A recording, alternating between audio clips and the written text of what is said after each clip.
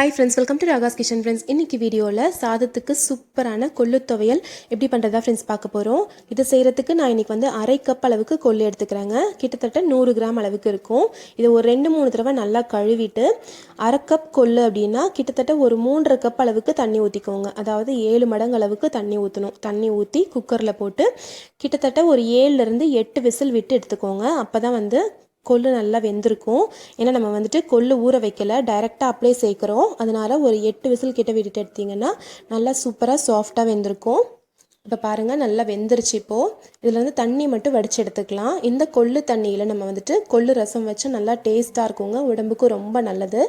கொள்ளு ரசத்துக்கான video link வந்துட்டு மேலே ஐ பட்டனில் கொடுக்குறாங்க. இல்லைனாலும் எண்டில் வந்து அட்டாச் பண்ணுறேன், தேவைப்பட்டால் நீங்கள் பார்த்துக்கோங்க. இப்போ பாருங்கள், கொள்ளு வந்து நல்லா வெந்திருக்கு, நல்லா சாஃப்டாக வெந்திருக்கு.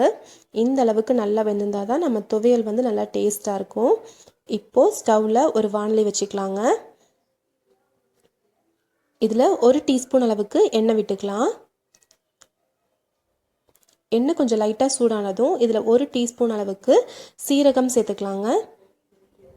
நான் இன்றைக்கி சொல்கிற அளவு வந்துட்டு ஒரு 2லேருந்து 3 பேர் சாப்பிட்றதுக்கு சரியான அளவாக இருக்கும். இது கூடவே ஒரு 1 டீஸ்பூன் அளவுக்கு மிளகு சேர்த்துடலாம். இது ரெண்டும் லைட்டாக ஃப்ரை ஆகட்டுங்க.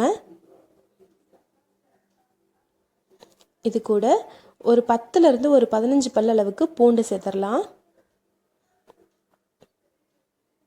இது கூடவே கொஞ்சம் பெரிய சைஸில் இருக்க பெரிய வெங்காயம் வந்துட்டு 1 ரஃப்பாக கட் பண்ணி நான் அது கூட சேர்த்துக்கிறேன்.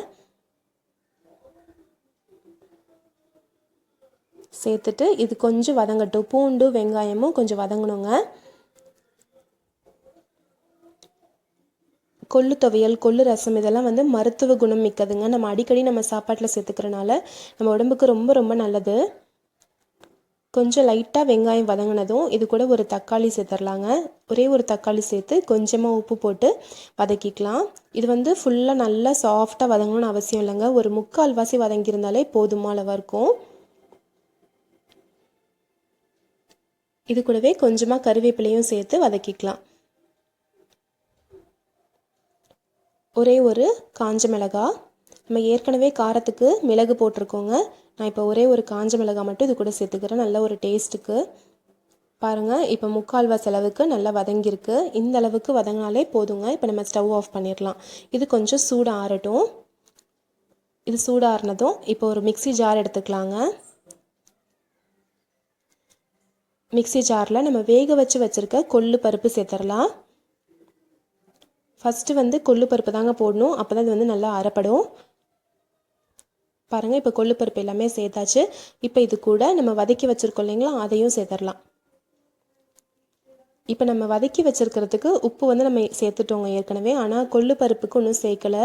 இதுக்கான உப்பு மட்டும் நம்ம சேர்க்கணும். கொள்ளு பருப்புக்கான உப்பு சேர்த்துட்டு இப்போ இதை வந்து அரைச்சி எடுத்துக்கலாம். ரொம்ப நைஸாக அரைக்கணும்னு தேவையில்லைங்க, கொஞ்சம் குறைன்னு அரைச்சாவே போதும். அப்போ தான் துவையல் வந்து நல்லா டேஸ்ட்டாக இருக்கும். பாருங்கள், இந்த அளவுக்கு குறைன்னு அரைச்சி எடுத்தாலே போதும், நல்லா டேஸ்ட்டாக இருக்குங்க. இப்போ இதை வந்து ஒரு பவுலுக்கு மாற்றிடலாம். இந்த பதத்தில் இருந்தால் சரியாக இருக்கும். நல்லா கெட்டியான துவையலாகவும் இருக்குது பாருங்கள். இப்போ நம்ம இதில் வந்துட்டு தாளிச்சு கொட்டினா போதுங்க. 1 ஸ்பூன் அளவுக்கு எண்ணெயில் கொஞ்சமாக கடுகு கருவேப்பிலை சேர்த்து நல்லா பொரிஞ்சதும் அந்த எண்ணெயை வந்து இதில் சேர்த்துட்டு நல்லா மிக்ஸ் பண்ணிடுங்க. நம்மளுடைய சுவையான சூப்பரான கொள்ளு துவையல் ரெடி ஆயிடுச்சுங்க. ரொம்ப ரொம்ப டேஸ்ட்டாக இருக்கும். சுட சுட சாதத்துக்கு இந்த மாதிரி துவையல் போட்டு பிசைஞ்சு சாப்பிட்டு பாருங்கள், அவ்வளோ வாசனையாக நல்லா டேஸ்ட்டாக இருக்குங்க. உடலுக்கும் ரொம்ப நல்லது. நம்ம பூண்டு மிளகு இதெல்லாமே சீரகம் இதெல்லாம் சேர்த்துருக்கோம். ரொம்ப ரொம்ப நல்லதுங்க. கண்டிப்பாக ட்ரை பண்ணி பார்த்துட்டு எப்படி வந்துச்சுன்ற சொல்லுங்கள் ஃப்ரெண்ட்ஸ்.